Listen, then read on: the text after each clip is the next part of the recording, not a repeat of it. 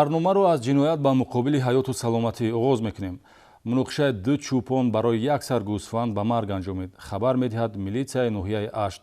Шаҳрванд Отабек Болиев, ки шуғли подабонӣ дорад, дар ҳолати мастӣ ҳампешаи худро бо корд мезанад, ки дар натиҷа зарари вазнӣ ба саломатӣ бардошта ба ҳалокат мерасад.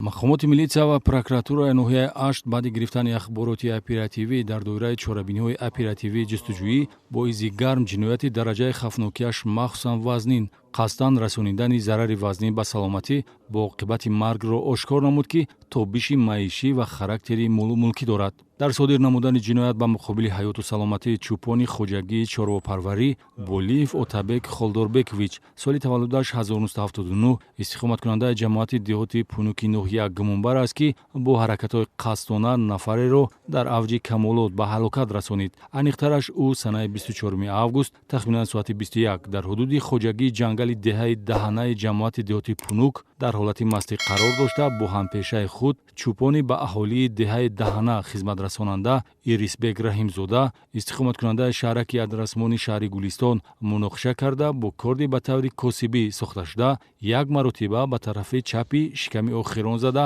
ҷароҳати ҷисмонӣ мерасонад. барои чӣ кор зади? Ман тарсандам ва манам мекушад. Куҷош ба завед кор кардӣ? Кадом тарафи баданашма? Инҷа буд акор.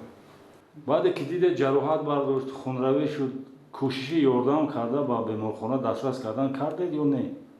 Не, вай аз хунравии зиёд ва нарасонидани ёрии аввалияи тиббӣ баъди гузашти як соати ҷароҳатбардорӣ дар роҳ ба беморхона ҷабр дида ба ҳалокат мерасад. тавре гумонбаршуда нишондод медиҳад муноқиша байни онҳо барои як сар гӯсфанд сар задааст. чанд вақт пештар дар натиҷаи ҳамроҳшавии рамаи гӯсфандон гӯё се сар моли майдаи шохдор аз рамаи Болиев ба рамаи Раҳимзода пайваста будааст, ки ду сар баргардонида шуда як туаш боқӣ мондааст. саривақт сафарбар шудани гурӯҳи фаври тафтишотӣ барои боздошти гумонбаршуда дар ҷои ҳодиса мусоидат намуд. феълан аз рӯи ҳодиса бо моддаи 110 қисми 3 кодекси ҷиноятӣ парвандаи ҷиноятӣ оғоз карда шуда нисбати гумонбаршуда чораи пешгирӣ дар намуди ҳабс татбиқ шудааст.